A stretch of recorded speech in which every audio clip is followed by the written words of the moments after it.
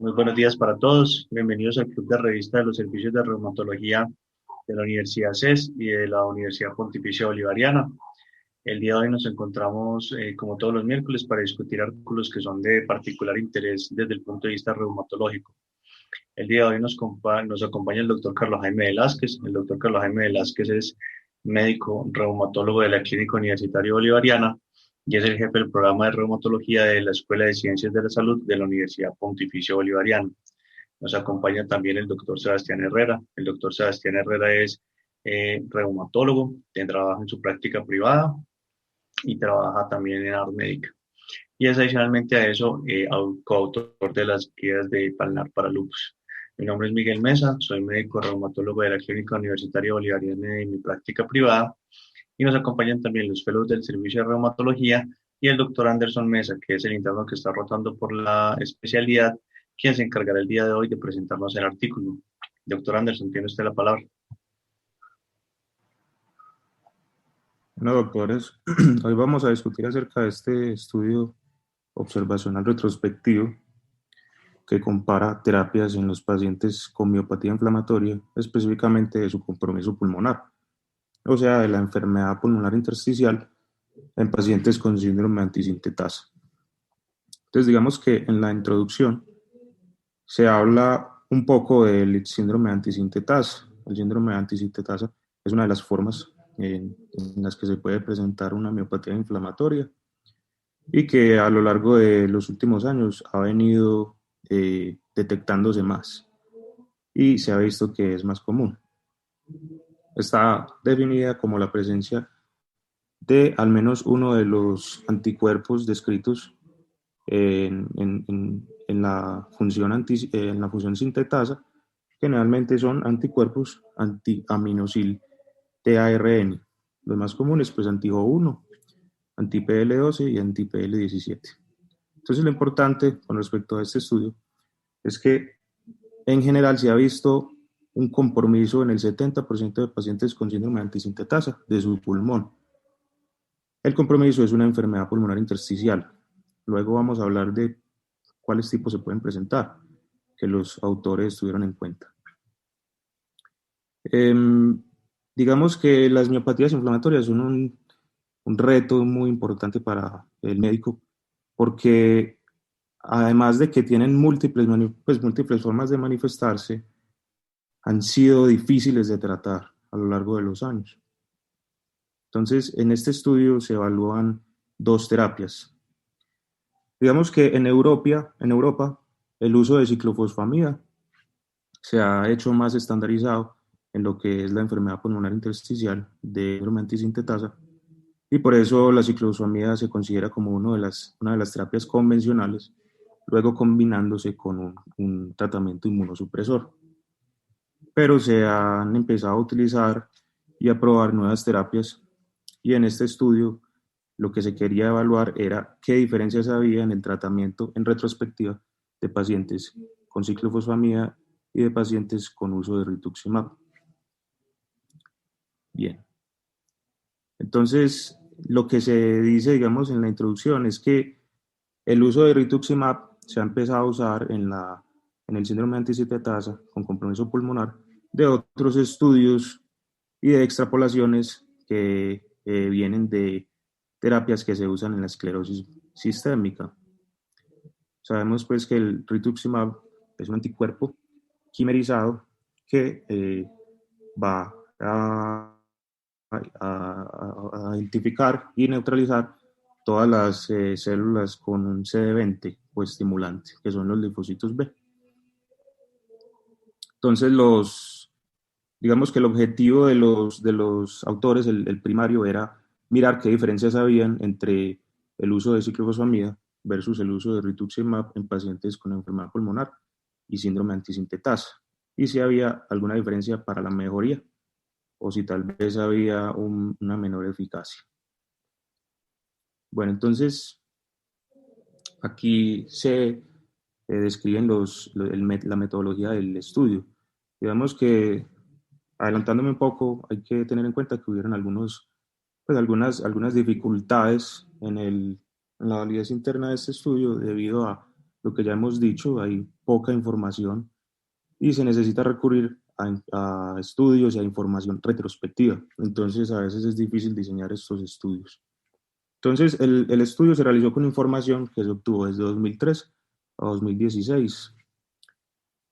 En los hospitales digamos, fueron la fuente de la información y historias clínicas, era mandatario el registro de los medicamentos de ciclofosfamida y rituximab cuando se usaban. Entonces, de ahí vinieron todas las historias clínicas. Los pacientes incluidos en el estudio con criterios de elegibilidad fueron, entonces, primero, pacientes que tuvieran más de 18 años. Ya los criterios de inclusión eran, entonces, que tuvieran más de dos tests de anticuerpo anti-Jo, uno fuera por ELISA o fuera por inmunoensayo, y o más de dos veces positividad para anticuerpo anti-Jo 1 o anti-PL12 o anti-PL17 o anti-EJ o anti-OJ por inmunoblot. Además, que tuvieran un diagnóstico de síndrome antisintetasa con enfermedad pulmonar intersticial con o sin otra manifestación.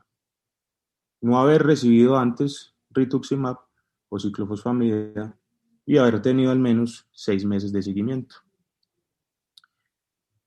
Digamos que los criterios de exclusión fueron haber recibido rituximab o ciclofosfamida en los últimos 6 meses, haber recibido terapias ciclofosfamida o de rituximab con seguimiento de 6 meses, haber recibido rituximab o ciclofosfamida para el tratamiento de enfermedades no pulmonares relacionadas al síndrome antisintetasa, o tener variables de confusión en cuanto a la interpretación de la enfermedad pulmonar, como insuficiencia cardíaca o infección pulmonar. Las dos terapias que se evaluaron, entonces ya lo dijimos, fueron ciclofosfamida y fueron rituximab. La ciclofosfamida, como se utiliza de forma convencional, entonces se iniciaron ciclos de inducción que luego se continuaron con terapias convencionales inmunosupresoras, que ya después se describen algunas de ellas. Y el rituximab se usó en las dosis también convencionales, una primera dosis, después otra dosis a las 2 semanas, y después se siguieron utilizando ciclos cada 6 meses. El estudio fue aprobado por los comités de éticas locales y también fue aprobado, digamos, fue acorde a la ley francesa. Los pacientes que se utilizaron o la información utilizada de los pacientes se registró de forma anónima. Bueno, y para hacer el estudio se necesitó de consentimiento. Entonces, aquí está. Digamos que la información útil para los estudios fue información retrospectiva clínica, inmunológica e histológica, desenlaces clínicos y eventos adversos. Esos desenlaces clínicos y eventos adversos se evaluaron, digamos, en unos intervalos, pero en general la evaluación abarcó 2 años. Y fueron de los dos grupos, un grupo con uso de ciclofosfamida y otro con uso de rituximab. Las imágenes, entonces, que fueron TACs de alta resolución, se tomaron a los 6 meses, más o menos 2 meses al año, y a los 2 años, más o menos 2 años. También se evaluaron los esteroides. Entonces, el uso de esteroides, qué dosis se utilizó al mes, a los 3 meses, 6 meses y de ahí en adelante cada 6 meses.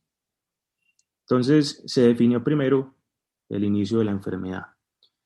La enfermedad antisintetasa se definió como, pues con compromiso pulmonar se definió como hallazgos de acuerdo al Consenso Internacional de Enfermedad Pulmonar Intersticial (ENTAC), vistos por un radiólogo de experiencia.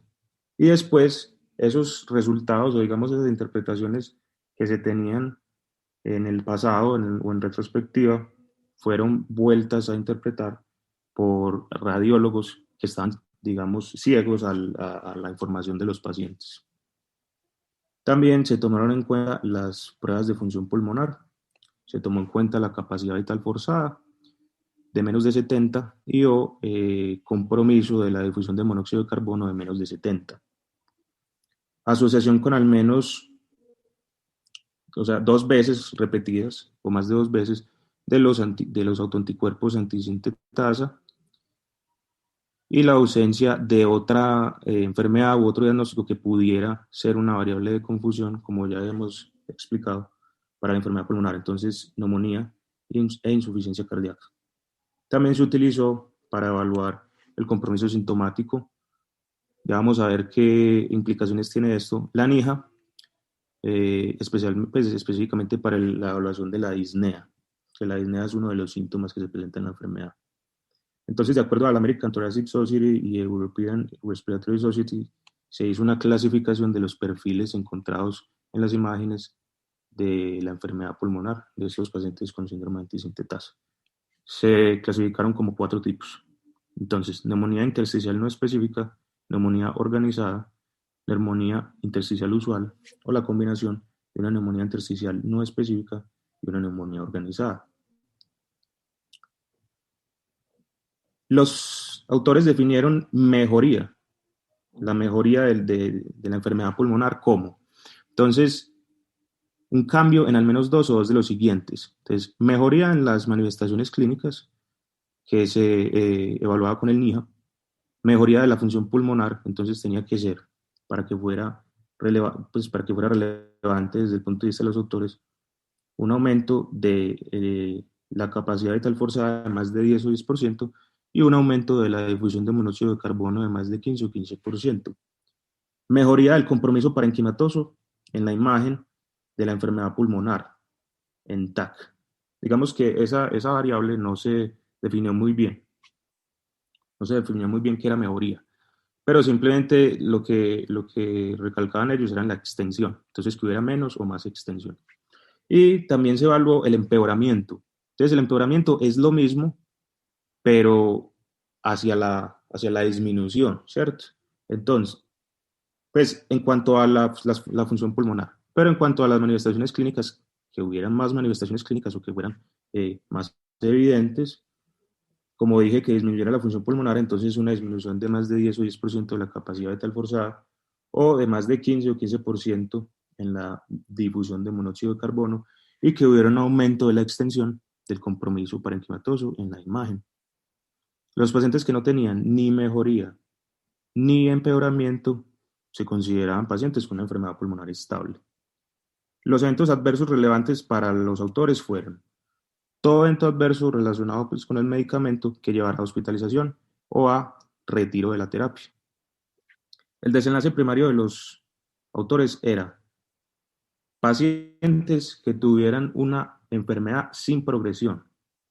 Enfermedad sin progresión se definió como ausencia de empeoramiento y ausencia de eventos adversos relevantes o severos, que eran los que llevan a hospitalización o a retirar el tratamiento.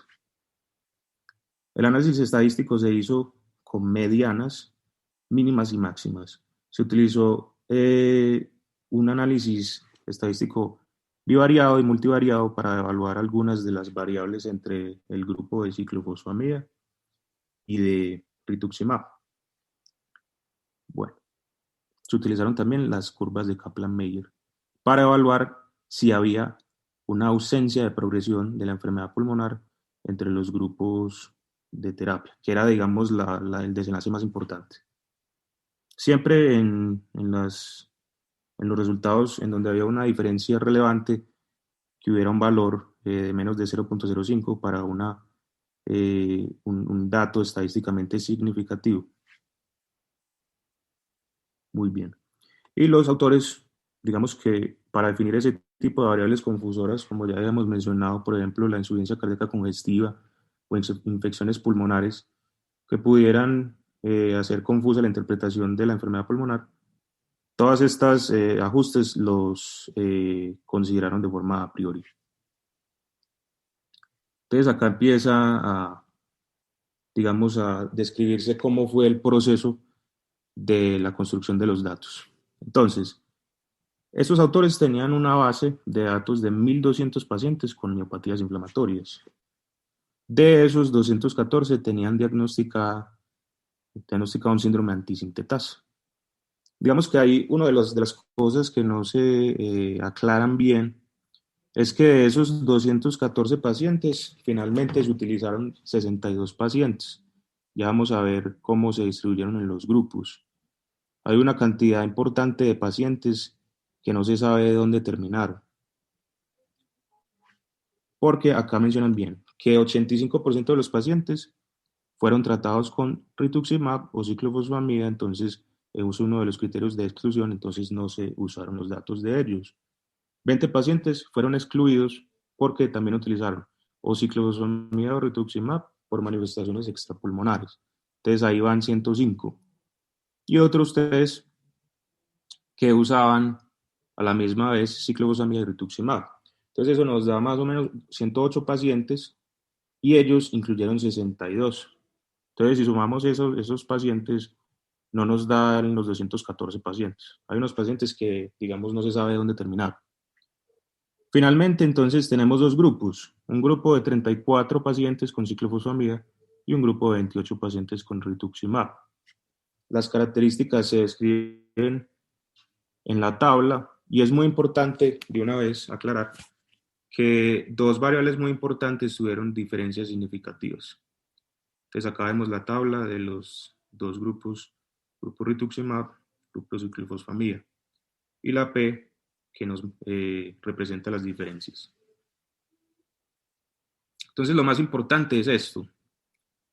Los pacientes con ciclofosfamida tuvieron menor función pulmonar y es una diferencia estadísticamente significativa.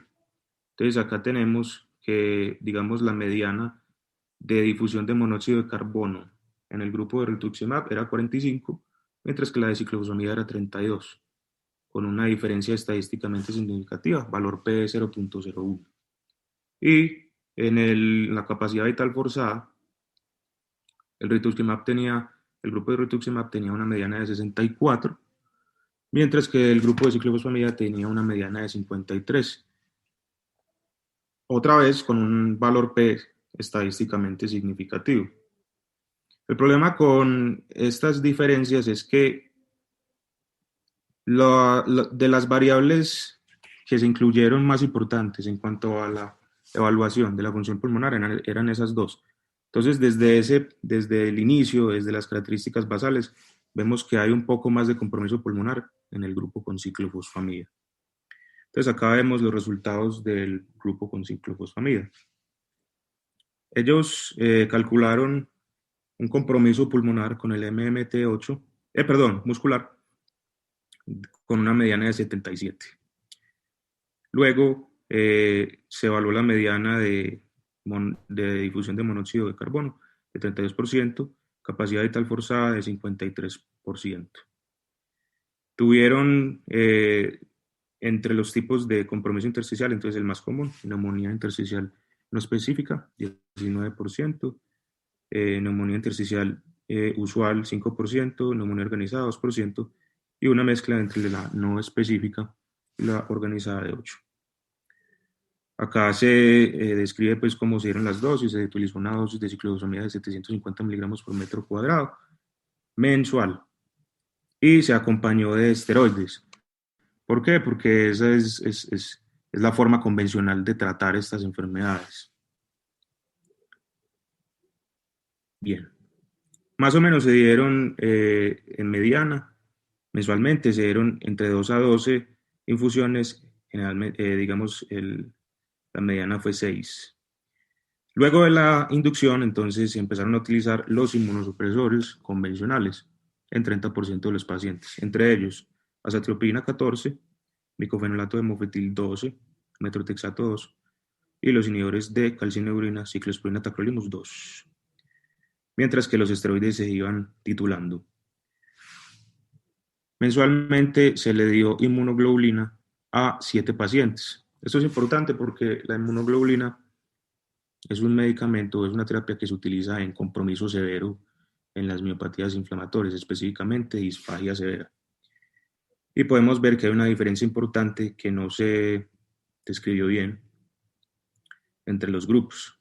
Entonces, comparando el grupo de rituximab con ciclofosfamida, 7 pacientes utilizaron inmunoglobulina y solamente 2 pacientes utilizaron inmunoglobulina en el grupo de rituximab. Más adelante los autores dicen por qué no se hizo un cálculo, digamos, de ese valor P estadístico entre las diferencias de los medicamentos que se utilizaron. A los 6 meses, entonces, se evaluaron las diferentes variables que habíamos dicho que eran las pruebas de función pulmonar e imagen. También se evaluó la creatinquinasa. A los 6 meses, entonces, se encontró que en los grupos que usaron ciclofosfamida hubo un aumento de la mediana de la capacidad vital forzada y hubo un aumento de 53 a 62%. Del monóxido, de la difusión de monóxido de carbono, un aumento de 31.5 a 35%, los dos estadísticamente significativos. El compromiso pulmonar, muscular, medido por MMT8, mejoró, lo teníamos en 77 y pasó a ser 80. La mediana de CK disminuyó mucho. Había empezado, acá les voy a mostrar en la tabla, con un valor de mediana de más o menos 766 y a los 6 meses disminuyó a 100.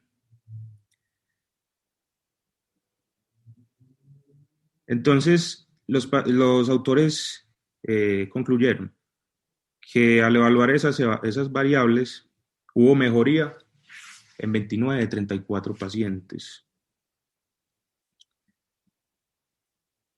Estos pacientes consiguieron el desenlace primario, que es no progresión de la enfermedad pulmonar. 4 pacientes tuvieron que descontinuar la ciclofosfamida antes de 6 meses por empeoramiento de la enfermedad pulmonar. Entonces, 2 de ellos tuvieron un compromiso de la función pulmonar, 2 de ellos extensión aumentada en la imagen y 2 de ellos con aumento de la disnea en el NIHA. Uno de ellos tuvo un evento adverso grave, que fue una microangiopatía trombótica. La evaluación a los 2 años demostró entonces que en las pruebas de función pulmonar hubo una mejoría de la difusión de monóxido de carbono y también de la capacidad vital forzada. La mediana de la capacidad vital forzada pasó de 53 a 80, con un valor no significativo desde el punto de vista estadístico de una mediana de 5. Y lo mismo con la difusión de monóxido de carbono. Hubo un aumento, pero que no fue estadísticamente significativo, de 32 a 55, mediana de 3%. En todo el seguimiento hubo mejoría de imagen en 8 pacientes, 14 pacientes siguieron igual y 8 pacientes tuvieron empeoramiento o extensión. Acá empezamos a encontrar datos importantes. Entonces, 4 pacientes no tuvieron un seguimiento de la TAC. Ellos dicen que era o porque no se les hizo el TAC o porque los eventos adversos no permitían hacer una interpretación adecuada de las imágenes. Entonces ahí se empieza a ver que se perdieron pacientes. El problema no es que se pierdan pacientes, sino que los autores no definieron bien qué iban a hacer con los datos de los pacientes, cuáles iban a utilizar, cuáles no. O sea, no se hizo una descripción de cuál iba a ser el análisis de los resultados con respecto a los pacientes que se incluyeron en la definición de los criterios de elegibilidad. En cuanto a la disnea, pasó de ser 3 a 2 en un año. Y a 2 años seguían 2. Entonces, solamente fue estadísticamente significativo a los 2 años. 8 pacientes no tuvieron eventos adversos a los 2 años. 16 pacientes, que representan 47%, tuvieron un empeoramiento de su enfermedad pulmonar. 6 con respecto a la disminución de la capacidad vital forzada. Y 8 tuvieron una extensión del compromiso en imagen. 3 tuvieron un empeoramiento en su disnea, en la clasificación de NIHA. Este es otro dato importante. Entonces, 4 pacientes tuvieron datos censurados. Entonces sabemos que al usar censuras en los estudios aumentan los sesgos. Y dicen, uno se perdió en el seguimiento, 3 pacientes que alcanzaron a llegar al 2017. 6 pacientes presentaron eventos adversos relacionados con ciclofosfamida, eventos graves, uno de ellos con microcepatía trombótica, otro con neumonía infecciosa, otro con meningitis aséptica. Digamos que esos fueron como los casos importantes que ellos describieron, pero en total fueron 6. 2 pacientes tuvieron recaída del compromiso extrapulmonar específico de músculo y articulación a los 2 años. Y esos son los resultados del rituximab. Entonces se empezó con un compromiso muscular medido por MMT8, puntaje de 78, las pruebas de función pulmonar, entonces tenemos monóxido de carbono de 45%, sabíamos pues que era mejor, tenían mejores funciones pulmonares, y capacidad vital forzada de 64. En las imágenes, digamos que no había mucha diferencia. Otra vez el compromiso más común fue neumonía intersticial no específica, 22%, 4% neumonía organizada y 5% imágenes entre neumonía intersticial no especificada y neumonía organizada. Las infusiones de rituximab se hicieron entonces al inicio y en 15 días, dosis de 375 miligramos por metro cuadrado. Una vez, pues hubieron 2 regímenes de tratamiento. El convencional, que es 1 gramo al día y a los 15 días, o una dosis de 375 miligramos metro cuadrado semanal por 4 semanas. Se utilizaron dosis altas de esteroides en casi todos los pacientes, solamente en uno no. Bueno, estos ciclos de rituximab se dieron cada 6 meses y la mediana de infusiones fue de 3. Aquí entonces dice que 15 pacientes, o sea, 54%, recibieron otros medicamentos inmunosupresores. Entonces digamos que ese es un dato también importante porque puede cambiar la forma de interpretar los resultados con el rituximab.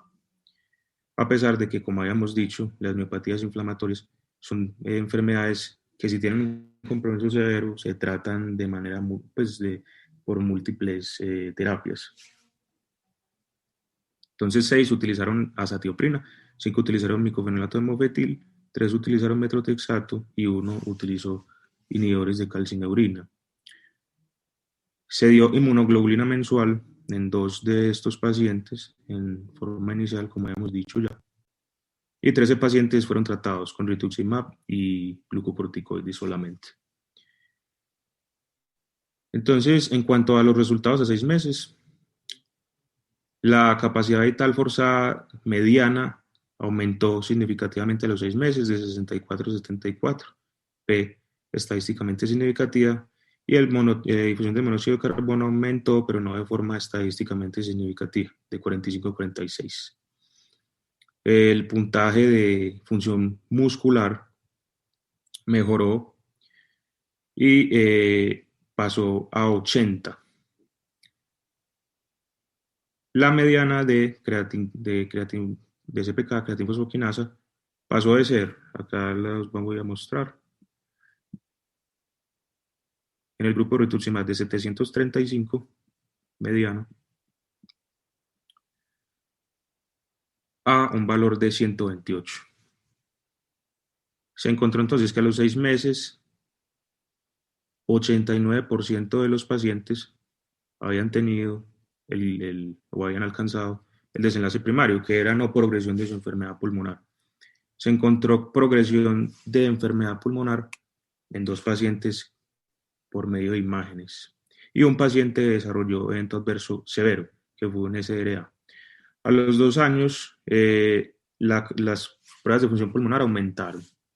Entonces, la capacidad vital forzada pasó de 64 a 92% al año y a 90% a los 2 años. Hubo un incremento mediano entonces al año de 7% y a los 2 años también de 7%, los dos estadísticamente significativos. La difusión de monóxido de carbono hubo un aumento que no fue estadísticamente significativo, entonces de 45 a 48 al año, mediana de 1%, P no estadísticamente significativa, y después de 45 a los 2 años a 60%, mediana de 5%, tampoco estadísticamente significativo. 11 pacientes tuvieron mejoría en imagen, 12 estuvieron estables, 1 empeoró. 4 pacientes no pudieron ser analizados por la ausencia de TAC de control o por eventos adversos que podían hacer difícil la interpretación de las imágenes. Entonces otra vez se perdieron datos. Considerando la disnea, entonces la clasificación NIJA disminuyó de una media de 3 a 1.5 en un año, estadísticamente significativo, y a 1 en 2 años, estadísticamente significativo. Resultados a 2 años. Entonces, 15 pacientes del grupo de rituximab encontraron o alcanzaron el desenlace primario, que era no tener un empeoramiento, o mejor dicho, no tener una progresión de la enfermedad pulmonar sin eventos adversos, 54%. 3 pacientes tuvieron empeoramiento de la enfermedad pulmonar. De acuerdo a las definiciones, entonces hubo compromiso de alguna de las pruebas de función pulmonar o las dos en un caso y compromiso de imagen en 2 casos. Muy bien. No hubo mejoría de la disnea en la clasificación de NIJA. Hubo 8 pacientes que fueron censurados, entonces acá otra vez se censuraron datos. 2 pacientes que se perdieron en el seguimiento y 6 que llegaron al final del estudio, pero no se tuvieron en cuenta sus datos. 2 presentaron eventos adversos graves relacionados al rituximab, como SRA y una neumonía que llevó a la muerte a uno de los pacientes. Hubo 4 recaídas de compromiso extrapulmonar, 4 pacientes. Entonces acá están los resultados de la comparación. Al comparar eficacia y tolerancia de los dos grupos, entonces se utilizaron análisis bivariados. Entonces, primero, los autores aclaran lo que habíamos hablado. Hay una diferencia importante en las características basales de los dos grupos. Los pacientes en el grupo de rituximab tuvieron una mejor función pulmonar. O también se puede decir, los pacientes en el grupo de ciclosomía tuvieron una menor función pulmonar. Entonces se compara capacidad vital forzada y difusión de monóxido de carbono. Entonces acá está. 53 versus 64% para capacidad vital, P estadísticamente significativa, y 32 versus 45, P estadísticamente significativa. Acá se vienen las tablas. Entonces acá lo tenemos, ¿cierto? Las diferencias. Está acá la capacidad vital forzada y la difusión de monóxido de carbono, con las P estadísticamente significativas. Bien. También se describió que los pacientes en el grupo de rituximab usaron más medicamentos inmunosupresores antes de empezar el estudio, ¿cierto? Que eso está en esta tabla. Entonces acá está, entonces en variables demográficas, tratamientos previos. Entonces se tenía una mediana en el grupo de rituximab de más o menos 2 y de ciclofosfamida de 1, con una diferencia estadísticamente significativa. Bien. Los autores aclaran que no hubo diferencias clínicas, biológicas o radiológicas. En la tabla sí no hay diferencias estadísticamente significativas ni en la edad, ni en el sexo, ni en la duración de la enfermedad, ni de las terapias. En la clínica tienen características muy similares y digamos que una de las características importantes de la clínica, que es la tos, se presentó de una manera similar, sin diferencias estadísticamente significativas.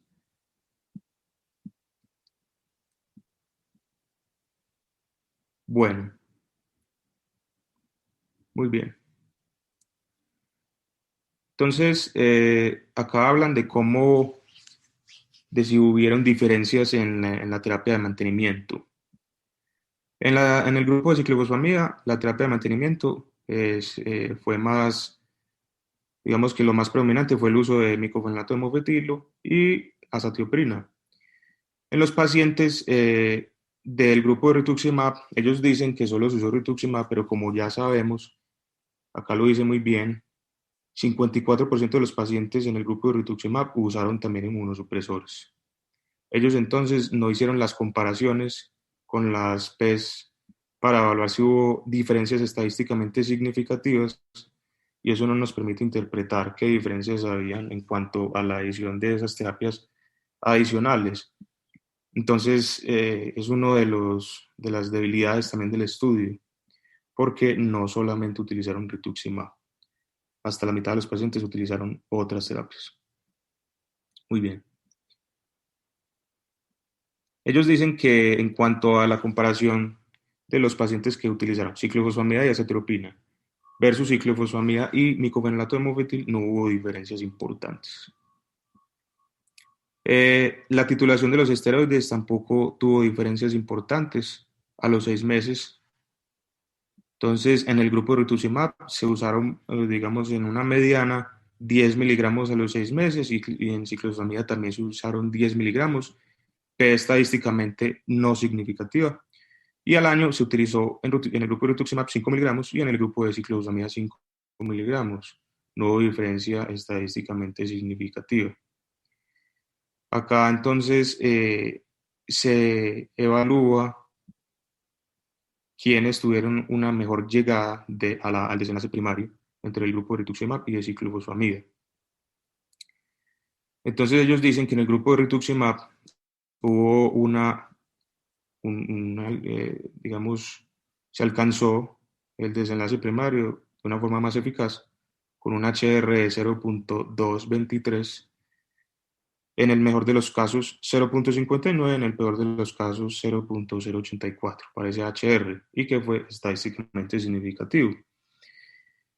En el modelo multivariable se vieron algunas diferencias. Entonces, al parecer, en la terapia a los 2 años hay cierta protección en el grupo de rituximab en cuanto a la difusión del monóxido de carbono. Acá está el HR 0.263, en el mejor de los casos 0.732, en el peor de los casos 0.094, estadísticamente significativo. Luego se hizo un ajuste adicional y se estimó el HR, que siguió siendo estadísticamente significativo y que favoreció al rituximab. Ellos utilizaron una de las variables en la medición basal, que fue la difusión de monóxido de carbono como tal vez un factor predictor de ausencia de compromiso pulmonar a 2 años. Se encontró que el dato de difusión de monóxido de carbono, entre mejor fuera, podía ser protector para el compromiso pulmonar a 2 años. Entonces, se encontró un HR 0.964, en el mejor de los casos 0.935, 0.994, en el peor de los casos 0.935, una P estadísticamente significativa. No hubo ninguna relación entre los previos usos de inmunosupresores o de terapias inmunosupresoras y alcanzar digamos, el encuentro de ese desenlace primario de los 2 años. Es un HR que no tiene un efecto de favorecer y la P no es estadísticamente significativa.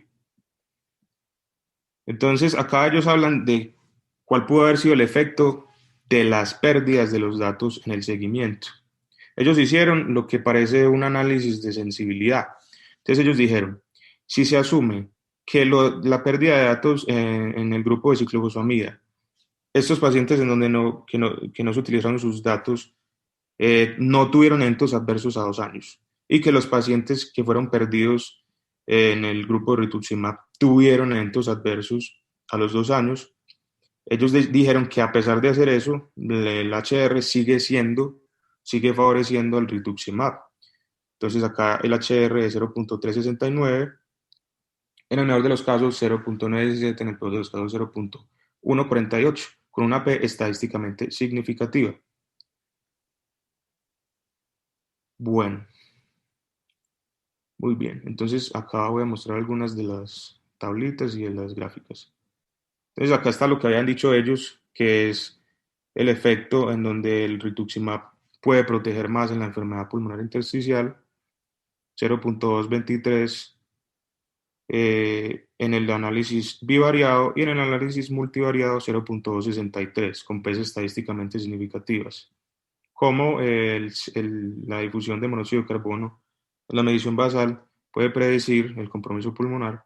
Pues acá están los HRs estadísticamente significativos y que no hubo ninguna asociación entre el uso previo de inmunosupresores y la enfermedad pulmonar a los más de 2 o 2 años. Que acá entonces tenemos un HR que cruza el 1 y acá también en el análisis multivariado. Esta es la tabla de cómo se alcanzó el desenlace primario entre los dos grupos de terapia.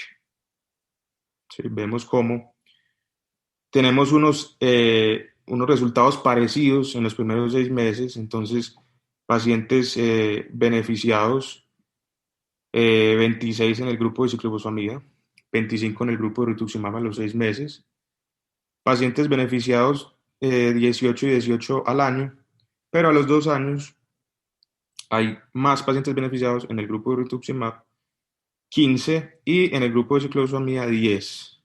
Y acá vemos cómo se tiene un efecto, digamos, que se mantiene en la gráfica del grupo de rituximab en cuanto a alcanzar ese desenlace primario que es no progresión de la enfermedad pulmonar, y como en el grupo de los pacientes con ciclofosfamida hay una caída importante después de los 6 meses. Bueno, vamos a la discusión. Entonces, lo más importante... Perdón, Anderson. Sí. No, que quería escuchar, ¿Qué pasó, profe? No, que quería escuchar como la opinión de Miguel y Sebastián de los resultados como antes de entrar a la discusión. Listo, claro. Profe, a mí no me convence. O sea, una miopatía inflamatoria es muy difícil porque los pacientes son muy poquitos y uno tiene que tener unos esfuerzos multinacionales, multicéntricos para obtener pacientes. Pero tuvieron pérdida de pacientes en un grupo que ya de por sí era pequeño, tenían diferencias desde el basal de las pruebas de función pulmonar, hubo diferencias desde el punto de vista de inmunosupresión. Entonces, sí, o sea, tiene todos los pecados que puede tener un estudio observacional de una cohorte, pues de forma retrospectiva. Incluso en la discusión ellos se hacen la pregunta de que pues proponen que podría haber sesgos. No, los sesgos los hubo y hubo muchísimos. Realmente esto es un estudio como para sugerir e impulsar la necesidad de un estudio aleatorizado de comparar ciclofosfamida con rituximab, pero sinceramente que con esto yo diga que es que le tengo que poner rituximab a todos mis pacientes con síndrome antisintetasa porque les va mejor desde el punto de vista pulmonar, yo creo que los datos tienen demasiados pecados para uno decir que este estudio observacional me puede apoyar ese concepto. Es interesante y podría ser, pero tienen demasiados pecados. O sea, desde que ya tienes una diferencia importante en volúmenes pulmonares, pues probablemente el que está más enfermo va a tener una mayor caída de sus volúmenes pulmonares. Aparte de eso, no puede obtener la parte de las imágenes, pacientes que se perdieron sin imágenes. Entonces cada vez como que va perdiendo, con todos esos golpes que ha tenido el estudio, a mis ojos pierde validez los resultados que ellos presentan. Yo no sé usted qué opina, profe. Y digamos que hay otras, incluso hay una revisión sistemática también de la literatura, pues que hablan en general no solamente antisintetasa, sino de enfermedad pulmonar intersticial. Y pues digamos que hay una tendencia a que los pacientes con rituximab tienen una, pues digamos, no es que sea una mejor función pulmonar, sino que se estabiliza un poquito más en el tiempo, por el seguimiento es más corto, pues es a 12 meses. Pero sí, sí preocupa esa diferencia, sobre todo basal, pues los pacientes de ciclofosfamida estaban más enfermos y es difícil a los 2 años porque sí hubo una pérdida importante del seguimiento. Entonces, Miguel, ¿qué piensa? Lo que pasa es que Yo pienso que hay que poner en contexto ciertas cosas y pienso que hay unas cosas interesantes. Primero hay que recordar lo que dijo Sebastián, que en reumatología, en cardiología, la evidencia es que le dan a 400 millones de personas la aspirina y no saben si la aspirina funciona. En reuma, muchas veces con un chigüiro que no se muera, ya consideramos que es evidencia por lo difícil que es conseguirlo. Uno de ellos les abona el intento tan grande, porque, pero de hecho en centros especializados y de referencia, donde se supone que debía estar todo y tenían tal cantidad de pacientes, los pacientes que fueron seleccionados fueron pocos. Entonces, eso pues obviamente habla de que es una población muy seleccionada, que tratando de volver como pues, de tener alguna información de mejor calidad, pero le quita un poquito de capacidad al estudio. Hay varias cosas que llaman la atención. A mí, por ejemplo, me parece que rituximab en los efectos adversos no fue tan superior a ciclofamida en cuanto a eventos adversos, que me parece que va en concordancia con algunas cosas que se han mostrado previamente, por ejemplo, en los estudios de vasculitis, que todo el mundo juraba que